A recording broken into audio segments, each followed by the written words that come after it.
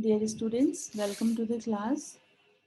आज का जो हमारा टॉपिक है वो है गिफ्ट्स का, जो कि टीपीए के चैप्टर 7 सेक्शन 122 से स्टार्ट होता है। तो सबसे पहले देख लेते हैं कि सेक्शन 122 में क्या डेफिनेशन दी हुई है गिफ्ट की।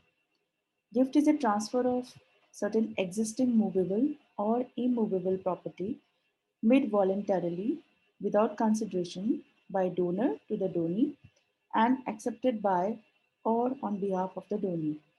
देखिए, गिफ्ट जो होता है वो, अगर हम इसको हिंदी टर्म में यूज़ करें तो इसका मतलब है दान।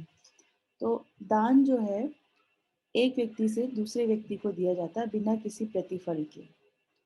तो जो व्यक्ति दे रहा है उसको यहाँ पर डोनर बोला हुआ है और जो दान को ले रहा है वो डोनी है। तो यहाँ पर डोनर जो है मूवेबल या इमूवेबल प्रॉपर्टी को गिफ्ट करता है किसको? डोनी को। और ये जो ट्रांसफर हो रहा है प्रॉपर्टी का बिना किसी प्रतिफल के हो रहा है। किसी प्रॉपर्टी को ट्रांसफर करने के बदले में कुछ प्रतिफल ले लिया जाए तो फिर वो गिफ्ट नहीं रह जाता, फिर वो सेल हो जाता है। ठीक है, तो गिफ्ट में ये ध्यान रखना है कि जो भी प्रॉपर्टी है उसको ट्रांसफर किया जा रहा है बिना किसी कंसिडरेशन के, बिना किसी प्रतिफल के। और यहाँ पर डोनी के द्वारा जो कि गिफ्ट ले रहा है उसके द्वारा या उसके बिहाफ में कोई भी व्यक्ति उस गिफ्ट को एक्सेप्टेंस जरूर देगा। ठीक है, और ये एक्सेप्टेंस जो है जब तक डोनर जीवित है तब तक दी जानी चाहिए। तो सिंपली गिफ्ट क्या है? ट्रांसफर ऑफ एनी मूवेबल और immovable property by donor to the donee without any consideration. अब इसी डेफिनेशन को हम कुछ एसेंशियल एलिमेंट्स में ब्रेक कर लेते हैं। तो सबसे पहला जो इसका एसेंशियल एलिमेंट्स निकल के आता है वो है सब्जेक्ट मैटर। देखिए, सब्जेक्ट मैटर में हम जब लेते हैं तो मूवेबल और इमूवेबल, कॉर्पोरियल इनकॉर्पोरियल, मतलब टैंजिबल इनटैंजिबल, इन सारी प्रॉपर्टीज़ को हम ले लेते हैं। इन सब का दान किया जा सकता है, इन सारी प्रॉपर्टीज़ को हम गिफ्ट में दे सकते हैं। शर्त यही है कि वो प्रॉपर्टी ट्रांसफरेबल होनी चाहिए with in the meaning of section 6, जो हमने सेक्शन 6 में देखी थी कि कौन कौन सी प्रॉपर्टीज़ को हम ट्रांसफ़र कर सकते हैं। तो हर एक वो प्रॉपर्टी जो सेक्शन 6 के अंतर्गत ट्रांसफ़र की जा सकती है उसका यहाँ पर गिफ्ट किया जा सकता है।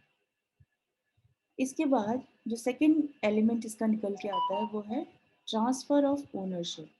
तो देखिए, ट्रांसफ़र ऑफ ओनरशिप में जैसे कि हम सेल में पढ़ते थे कि सेल में हमने सारे राइट्स विद लाइबिलिटीज जो है प्रॉपर्टी को लेकर हम ट्रांसफर करते थे, उसी तरीके से गिफ्ट में भी जितने भी राइट्स हैं वो हम सब ट्रांसफर करते हैं, एज वेल एज लाइबिलिटीज भी ट्रांसफर करते हैं।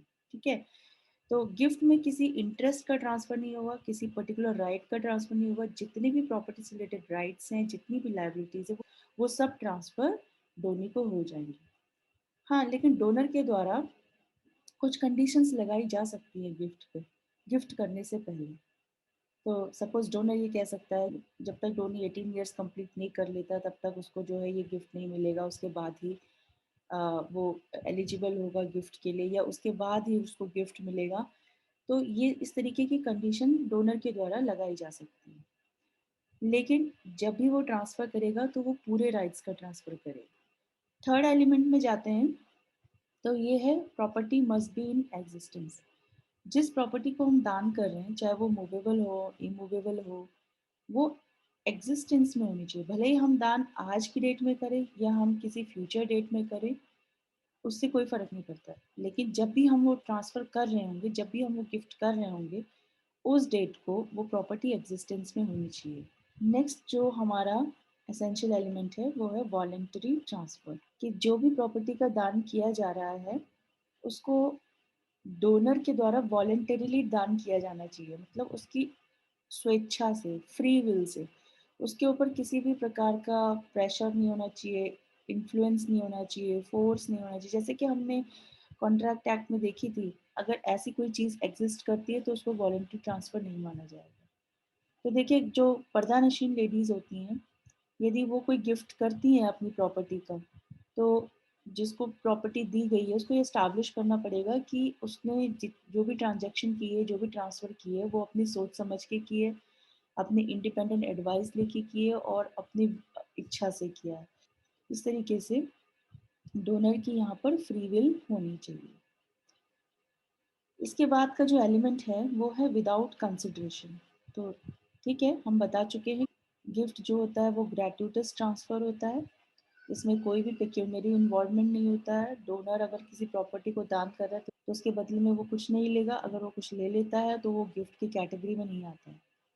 हाँ, अगर कोई व्यक्ति इसलिए गिफ्ट करता है कि उसे कुछ स्पिरिचुअल बेनिफिट मिले या कोई मॉरल बेनिफिट मिले, तो फिर यहाँ पर वो वैलिड ट्रांजैक्शन, वैलिड गिफ्ट माना जाएगा। या फिर अगर कोई व्यक्ति आउट ऑफ नेचुरल लव और अफेक्शन के कारण गिफ्ट करता है, तो वो भी एक वैलिड गिफ्ट माना जाएगा।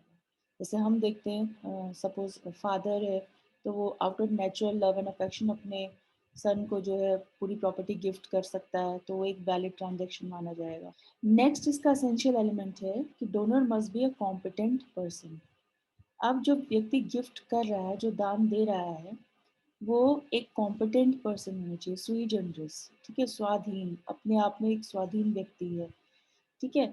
तो वो एक कॉम्पिटेंसी वही है जो हमने इंडियन कॉन्ट्रैक्ट एक्ट में पढ़ा था कि वो जो है मेजर होना चाहिए, साउंड माइंड होना चाहिए, ये लॉ के द्वारा अदरवाइज डिस्क्वालीफाइड नहीं होना चाहिए, इंसॉल्वेंट नहीं होना चाहिए, ठीक है, कन्विक्ट नहीं होना चाहिए।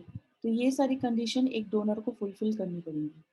डोनी के लिए ये सब कंडीशन एप्लीकेबल नहीं होती है। एक जो डोनी होते हैं वो माइनर भी हो सकता है, ठीक है। तो माइनर के फेवर में गिफ्ट किया जा सकता है, लेकिन एक माइनर खुद गिफ्ट नहीं दे सकता अपनी प्रॉपर्टीज का, वो एक वैलिड ट्रांजैक्शन नहीं माना जाएगा। एक्सेप्टेंस बाय डोनी, गिफ्ट तो दे दिया लेकिन क्या गिफ्ट एक्सेप्ट किया गया, और अगर हाँ किया गया तो किस टाइम पे किया गया, ये चीज़ भी ध्यान रखने वाली है। तो जब तक डोनर जिंदा है और वो स्टिल केपेबल है, कॉम्पिटेंट है गिफ्ट देने के लिए, उसी टाइम फ्रेम में जो है डोनी अपनी एक्सेप्टेंस देगा, ठीक है। अगर डोनर के मरने के बाद डोनी एक्सेप्टेंस देता है तो ये एक वैलिड गिफ्ट नहीं माना जाएगा। वैलिड गिफ्ट तभी माना जाएगा जब डोनर जिंदा है और स्टिल कॉम्पिटेंट है गिफ्ट देने के लिए। अगर डोनी जो है एक्सेप्टेंस के बाद मर जाता है, फर्दर जो ट्रांजैक्शन है वो उसके लीगल रिप्रेजेंटेटिव्स के द्वारा पूरा किया जाएगा। लेकिन अगर डोनी एक्सेप्टेंस से पहले ही मर जाता है, गिफ्ट को एक्सेप्ट करने से पहले ही मर जाता है, तो उस केस में गिफ्ट जो है वॉइड हो जाता है। और अगर जो है डोनी के एक्सेप्टेंस के बाद डोनर मर जाता है, तब भी वो एक वैलिड गिफ्ट माना जाएगा और जो भी ट्रांसफ़र की फॉर्मेलिटीज़ है वो डोनी के द्वारा कर ली जाएंगी।